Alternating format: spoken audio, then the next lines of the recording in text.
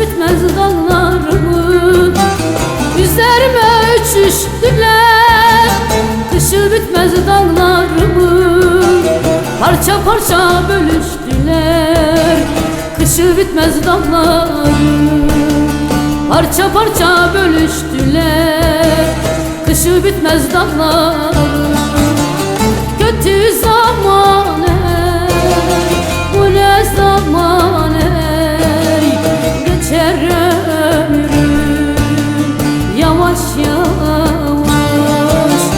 Kötü zaman ey, bu ne telaş ay, geçer ömrüm yavaş yavaş.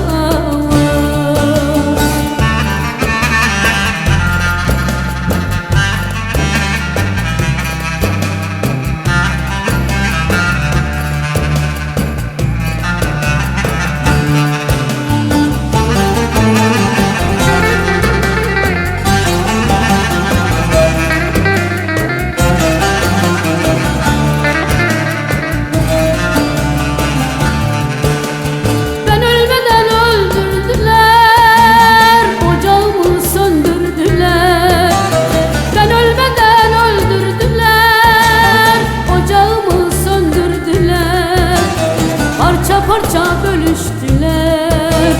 Kışı bitmez dağlar parça parça bölüştüler. Kışı bitmez dağlar